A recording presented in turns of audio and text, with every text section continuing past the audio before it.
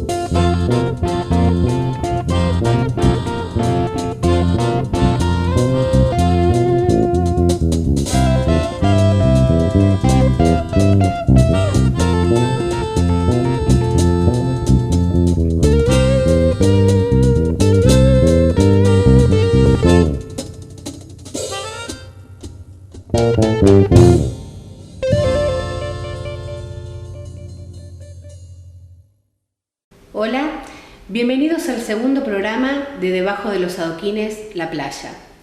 Hoy tenemos la grata compañía de Nerio de Nápoles, maquinista ferroviario. ¿Qué tal, Nerio? Un gusto que nos acompañe hoy en esta segunda entrevista de nuestro programa.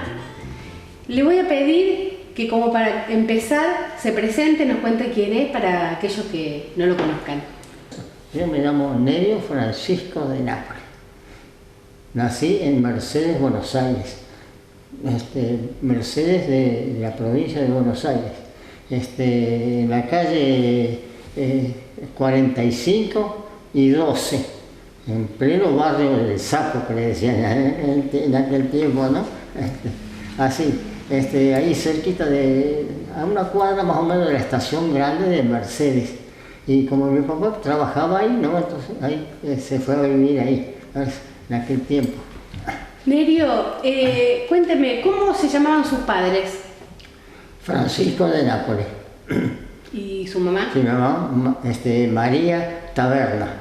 María Taberna. Es así. ¿Y ellos de dónde eran originarios? ¿Dónde habían nacido? En Mercedes. Una en Mercedes y otra en San Andrés de Giles. Mi mamá en San Andrés de Giles, porque mis abuelos estaban todos en San Andrés de Giles, los padres de mi mamá en San Andrés de Giles. Y mi papá, los padres de mi papá en Mercedes, Buenos Aires. Eran dos familias grandes, porque los hermanos de mi papá eran 12 hermanos.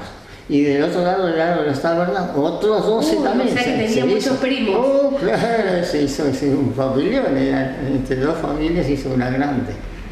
Nerio, ¿y a qué se dedicaban sus padres? Mi padre, él trabajaba en el campo, antes de los 18 años.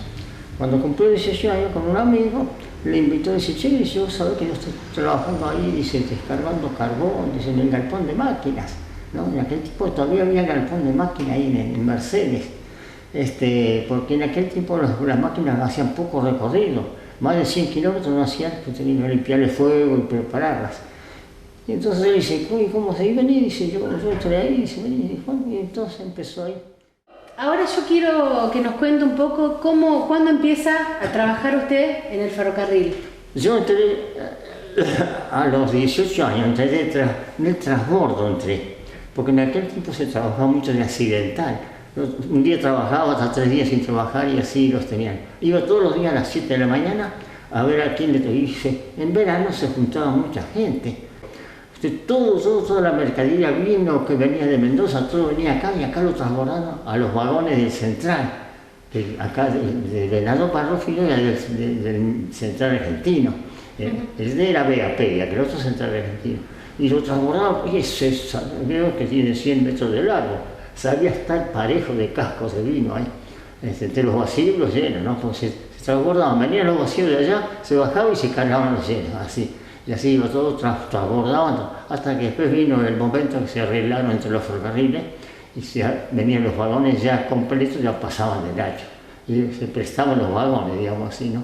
Y entonces estuve ahí un tiempo, estuve como 1 año y pico trabajando de accidental. Y un día, un domingo, ya había el invierno, ya frío, así, ya la mayoría trabajaban ahí. Después empezaba la cosa, lo que se llama el maíz. Todos así iban a juntar maíz, entonces quedamos 5 o 6 nada más. Entonces agarrábamos algún día, 1 o 2 por semana, agarrábamos, nada más. Pero íbamos tirando para tratar de agarrar la festividad. Una vez se lo dejaban efectivo. Bueno, entonces un domingo había un baile en Batenzo por ahí, mayo, junio, un baile había, sí. Claro, sí, miércoles, voy ahí y resulta, voy a trabajar al transbordo y me dice el controlador, dice, bueno, andate a tu casa y esta noche te vas a la encomienda. Entraba a las 8 de la noche y salía a las 8 de la mañana. Yo fregóse, le fue, pero déjate, vivía cerca de casa. Pucha, y vos sabés que tengo un baile en Matías, ¿cómo me dice? Manda a otro. Bueno, no, sí, mandó otro, vos quedaste a trabajar acá. Bueno, y bueno, fue. Resulta que todo el que negaba, no quería ir a algún lado, después lo hacían a un lado. Pero después volví a ir un día, 2, 3, fue una semana, y ni un día me dieron a mí. Y entonces le digo yo al encargado, el encargado general, el que estaba allá. Y dice, no, un español era. Dice, no, le dije, a vos te mandé a la cola, dice, ¿cómo va? Dice, ¿y tú no quisiste ir a la encomienda? Dice, ahora quedas en la cola. No me gustó nada, ahí discutimos, bueno, te mandas a mudar de acá, dice, y no te doy más trabajo tampoco. Y me echó. Y ahí quedas sin trabajo. Me quedé sin trabajo. Y entonces viene un tal Ramos, que tenía el almacén. Dice, mira, ¿sabes quién precisa un repartidor? Dice, Pascua, es un almacencito que tenía frente del Colegio Nacional, allá. Sí. Bueno, ahí dice, me fui a ver, dije, vea, don Julián se llama, vengo porque Ramos me dijo, usted precisa un repartidor. Entonces, sí, dice, estoy buscando un repartidor. Dice, bueno, dice, si querés trabajar, dice, empezando mañana, a ver, 25 pesos por mes de trabajo. 25 pesos, no hay otra cosa que va a hacer. Así que después del ferrocarril, esa primera etapa del ferrocarril, sí, de repartidor. Me fui de repartidor y trabajé como 5, 6, 7 meses. Pero bien, me gustaba, ¿no? Andaba, el almacén me gustaba, porque ya había trabajado ya, cuando tenía 14 años, trabajé unos cuantos meses en lo de Carlos Carrera, un almacén, que el cuñado se iba al servicio y entonces me tomó a mí. Y ahí es donde trabajaba Ramos, y él era el que me aconsejó a mí que fuera a hablar allá. Claro. Dice, y después yo pensaba, dice, dejarte con un cuñado que tiene en Amenábar. La señora era de Amenábar, entonces yo lo dejaba ustedes dos acá y yo pongo la despensa allá. Entonces, cuando me llaman, justamente me llaman del ferrocarril. Y entonces yo no quería saber nada del ferrocarril porque ya me habían dejado cesante acá. Digo, voy a ir allá, yo me pierdo las dos. Digo, dice, mi viejo se enojó. ¿Cómo no vas a ir? Tienes que venirte acá, no. Bueno, y habla con... Había 2 maquinistas, un tal Martín García y otro Caravaca. Lo fueron a hablar allá con él. Bueno, vamos a tomar un matecito para ir matizando. Y entonces fueron y hablaron con Pascua. Le dijeron, sí, mira, venimos a hablar con vos. Pues, no, dice yo a mí me gusta, dice, pues trabajando bien, dice, yo pensaba hacer esto, y se lo explicó. Dice, pero el padre dice, quiere que entre al ferrocarril. Claro, era interesante, a mí me pagaba 25 pesos por mes. Y acá entraba, trabajaba 8 horas y ganaba 90. A la mierda, no era para despreciarlo tampoco. Eso fue lo que más me entusiasmó a mí. Nerio, yo le quería hacer una preguntita. ¿Quiénes entraban a trabajar en el ferrocarril? ¿Podía entrar cualquiera o...? Tenían preferencia los hijos de empleados. Como se entré yo, pues estábamos 3 juntos, los 3 hijos de maquinistas, ¿no? Y después ahora si faltaban, entonces entraban de afuera. Usted hizo diferentes actividades dentro del ferrocarril. Cuéntenos eso, ¿qué actividad empieza haciendo y cómo es que pasa de una a la otra? No, otra categoría, sí. Claro, yo entré primero de maquinista en la máquina a vapor. Esa es la máquina a vapor, ¿no? Pero primero había sido foguista. Ah, sí. Yo entré de aspirante. Y más o menos estuve unos 5 años de aspirante. Y la leña vino en el 39, empieza la guerra. Porque las máquinas a vapor se encendían todos con carbón solo. No se encendían, porque los ingleses no eran tontos, Ellos si le quemamos leña, le damos a trabajar a los argentinos. En vez de ellos traían todo carbón y le daban todo trabajado a los ingleses. Entonces no se podía quemar ni un palo de leña, estaba prohibido. Pero después vino la guerra y ahí el carbón no lo podían traer. Entonces se empezó quemando maíz con carbón, porque había unas pilas de carbón enormes, pero se termina también. Claro, había escasez. Lo mezclaban con maíz y después ya se terminó el carbón. Entonces ya se trabajaba leña y maíz y después se terminó el maíz. Y entonces con leña, ese año sí, ese sí la pasamos bien. Que era a leña solo, usted salía de Rufino para llegar al Verde, que era 86 kilómetros, le ponía casi 10 horas y se quemaba 4.500, 5.000 kilos de leña. Que había que trabajar para... Bueno, después hicieron una mezcla de carbón minacal. Porque en el ferrocarril de esa época quemamos, no sé qué era, no quemamos pasto, pero faltó poco. Y hizo una mezcla de petróleo con minacal y trigo, le echaban también. Vio en los molinos el afrecho que lo tiraban, que lo quemaban, esos raíces lo echaban ahí mezclados. Pero andaban muy bien las máquinas con eso. Hacían un fuego y ahí se compuso, ¿ves? Ya empezó a andar bien y hasta que se terminó la leña, el asunto de leña empezó a venir, ya terminó la guerra y ya empezó a venir el petróleo, nuevamente carbón, un poco de carbón y ya. Nerio, para pasar a una actividad a otra dentro del ferrocarril, ¿había que hacer un curso, había que estudiar? ¿Cómo era? Sí. Usted entraba con ser de aspirante, ¿no? Y lo sacaban de juica provisorio, hasta que le daban un número y se iban haciendo escalas hasta que llegaba la efectividad. Desde ese momento que agarraba la efectividad, le daban 4 años para que estudie de maquinista. Entonces después rendía de maquinista, y si pasaba, se iba de maquinista. Y si no, le daban 4 oportunidades. La primera, le tomaba el examen, no pasaba. Cuando le daban 3 meses. Después no pasaba, le daban 6 meses. Y si no pasaba, le daban 9 meses más. Y se los iban llamando. Y después de ahí para adelante ya tenía que pagar. Pero yo apenas salí del galpón, yo era aspirante y ya empecé a estudiar. Me gustó. Y empecé a estudiar y me gustaba. Hice. Y me fue fácil el examen. Porque ya había aprendido un poco de todo. Me gustaba, va. Nerio, usted manejó las 3 máquinas. ¿Qué diferencias había entre una máquina y otra? Y la máquina, la diésel y el coche de motor es mucho más sencilla.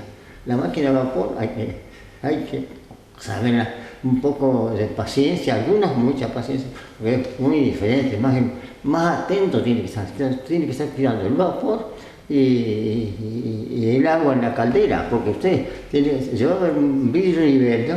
Con siempre más o menos al medio vidrio, esa es la altura, porque el hogar tiene 2 tapones fusibles.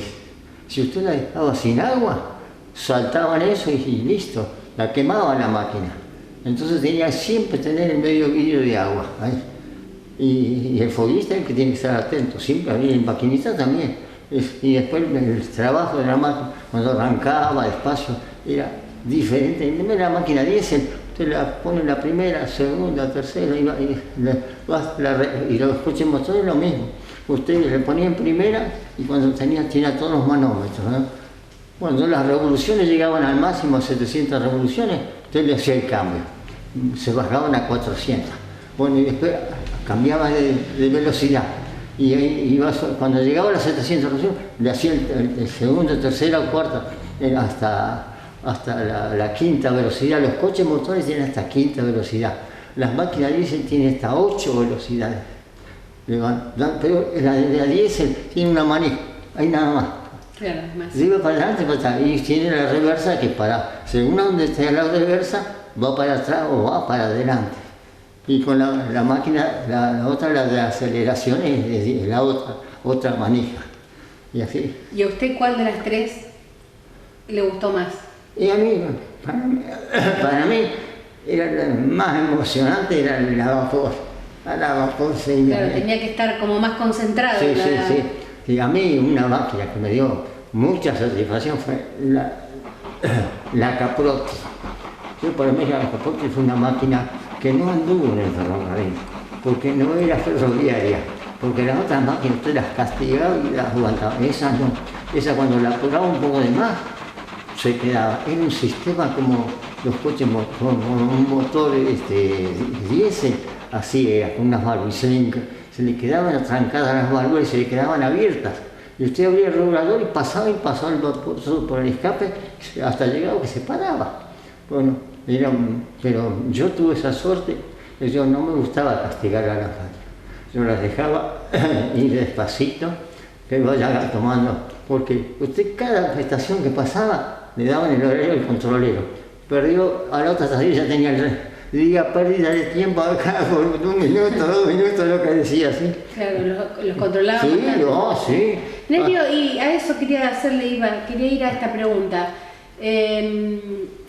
¿Cómo era la relación con los ingleses?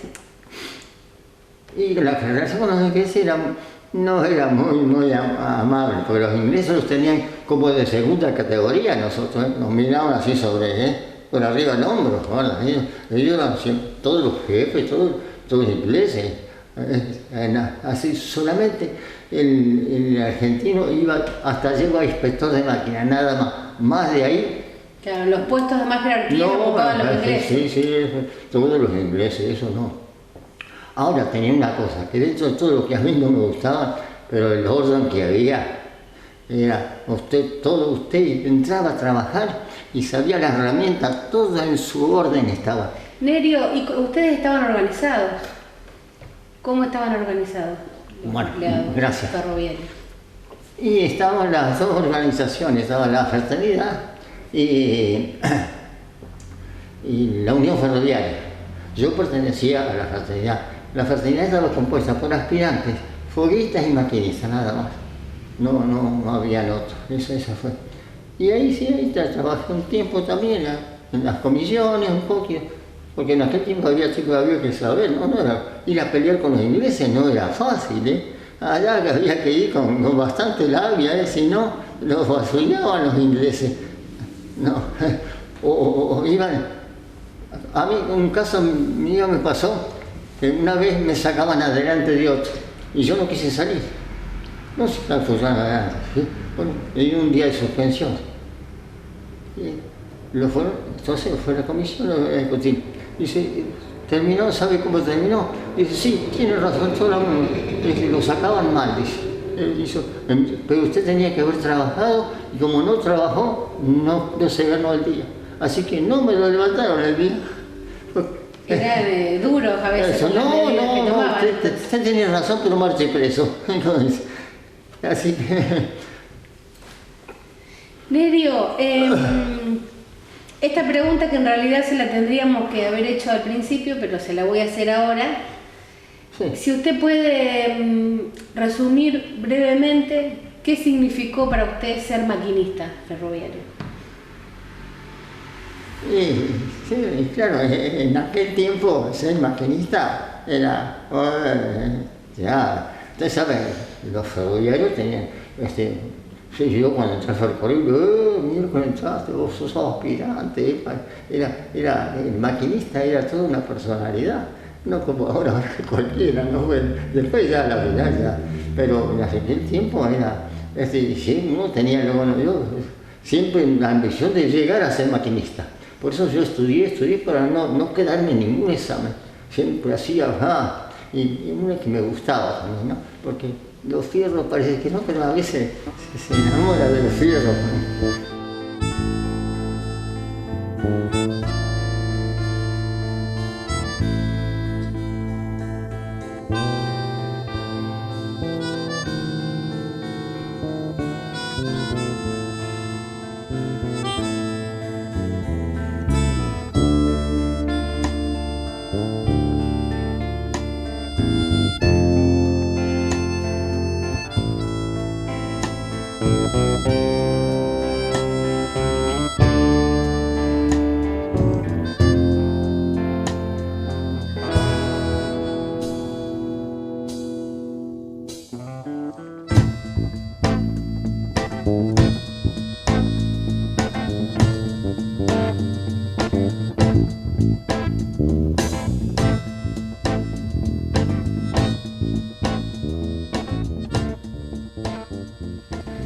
Bueno, Nerio, esta segunda parte de la entrevista, nosotros le pedimos a los entrevistados que nos acerquen objetos que son importantes, en este caso, para usted.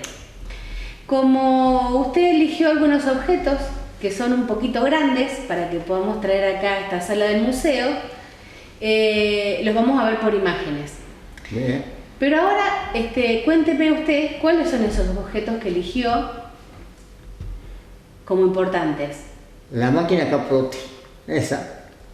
Que es la imagen sí, la imagen que estamos viendo. Me dio mucha satisfacción de la máquina Caprotti. Eso.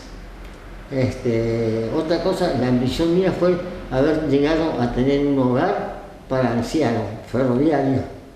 Y también un libro que era del ingeniero Scalabrini Ortiz, que se trataba del ferrocarril, historia de los ferrocarriles se llamaba, que lo tuve y lo presté y no me acuerdo a quién y no lo recuperé más, que se trataba del ferrocarril San Martín, o BAP, que era en aquel tiempo que nacía en Mercedes, justamente donde yo nací. Entonces, lo prefería ese libro, me gustaba mucho ese libro. Esas tres cosas me interesan. Nerio, ¿y por qué lo de el asilo para ferroviarios era? Sí, para ferroviarios. Sí, ¿Por qué importante para usted? ¿Por qué eligió? Importante porque yo tenía muchos compañeros acá. Esa me salió la idea porque había muchos compañeros míos que andaban solos y yo los veía tristes, no los veía. Y había uno que nos reuníamos mucho en la casa de él. Y él fue el que tuvo la idea de hacer el centro de jubilados ferroviarios. El fundador, y yo íbamos a la casa de él y conversábamos y digo, ¿sabes qué sería lindo tener una casa con 4 o 5 pisos y todos esos 5 que hay solo que vivan ahí? Digo, nosotros nos veníamos a visitar, un truquito, lo que sea, y ahí empezó el asunto. Y seguí hasta que llegamos y como eso no se pudo lograr hacerlo, pero conseguimos esto del hogar de Salas Cobo y ahí se hizo eso. Pero algo quedó siempre de la idea y lo estoy aprovechando yo, esa es la idea que tuve. Nerio, tengo entendido que también hay una foto de una máquina que usted nunca pudo conseguir. ¿Cómo se llama esa máquina? Una Mikado, una máquina.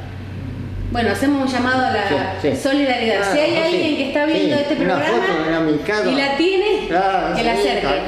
Porque, aunque sea chiquita, pero después usted la puede poner grande. Porque esta de la Caprotti que tengo, era chiquita, sin embargo se puede ampliar. Yo tengo entendido que usted tuvo una historia con la música. Quisiera que me la cuente, si se anima. Sí, sí, eso sí. Sí, después que pasé, salí del colegio, yo salí a los 12 años, 13, y no sabe qué hacer. Y empezaron a insinuarme, a mí me gustaba la guitarra un poquito. Pues tenía un tío que trabajaba ahí en el galpón y tocaba un poco de guitarra, a mí me gustaba. Y entonces, no, seguí el bandoneón, dice, va, y me dice, no, entonces el amigo dice, decide que venga, dice, hablé con tal Campofré, dice, pues tenés que comprarte el librito de solfeo, dice. Bueno, compramos el librito y empecé a estudiar, me enseñaron cómo tenía que hacer.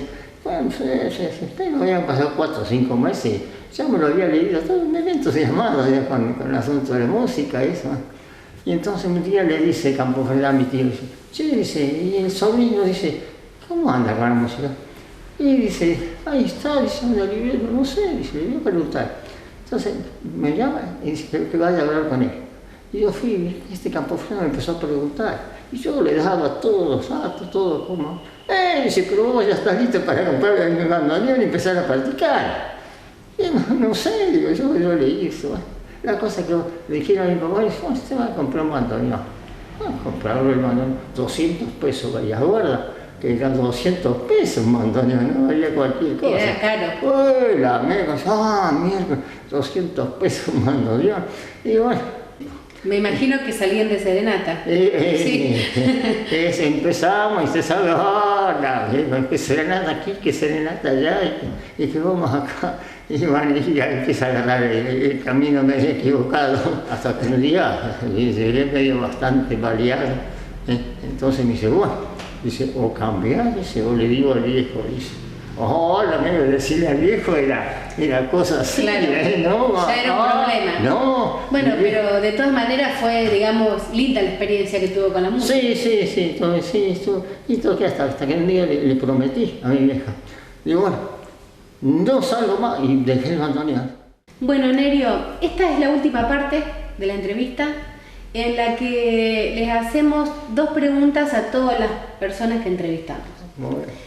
La primera pregunta tiene que ver, ¿cuándo usted considera que Rufino tuvo su apogeo, su momento de esplendor? El momento de esplendor de Rufino. Y uno que me acuerdo yo, de chico, que fue para mí una maravilla, fue cuando lo nombraron ciudad. Para mí fue, yo fui a la plaza y me pareció que era lo mejor que había. Para mí en esa época fue... ¿Qué recuerda de ese día? Y ese día, yo no sé, tenía 14 años y para mí ir al centro, andar las luces que había ahí, me parecía que Rufino era una espléndida, sí. Eso me lo recuerdo siempre. Y por último, le voy a pedir que usted le deje un mensaje a los chicos. A los chicos, sí, bueno, y especialmente de que sean rufinenses. Yo, ¿sabe lo que le encuentro a Rufino? Es que está muy atrasado. No, la gente me parece que no se preocupa, ni las autoridades, lo que sea, para el progreso del país. Yo digo, me acuerdo cuando nombraron ciudad a Rufino, para mí fue que iba a ser la número 1. Eso, para mí, no se preocupó la gente por el beneficio del pueblo, que vaya, me parece a mí, no sé, yo no fui autoridad nunca, a lo mejor hubiese dicho lo mismo, a lo mejor no hubiese dicho nada, pero a mí me gustaba el progreso. Bueno, Nerio, la verdad que ha sido personalmente un placer enorme poder hacer esta entrevista con usted. Seguramente los que nos están mirando también. Le queremos agradecer, los amigos del museo y yo también personalmente, su tiempo y todo lo que nos ha contado, sobre todo porque tiene muchas cosas para contar, que bueno, en este programa lo que tratamos de hacer es que usted nos contara sobre su oficio de guitarrista ferroviario. Pero muchas gracias por su tiempo y por estar siempre dispuesto a contarnos y a hacernos partícipes un poco de todas sus historias. No, gracias a ustedes me dejaron hablar y hablar todo lo que yo hice. No, nosotros sí, yo muy encantados. agradecido con ustedes, estoy contento, estoy muy agradecido. Me gustan las cosas viejas, recordarlas, ¿no? Y nosotros estamos muy interesados en recuperar, así que muchas gracias, Nerio. Muchas gracias. Lo quiero saludar con un abrazo. Bueno, gracias. Gracias, Nerio. Gracias.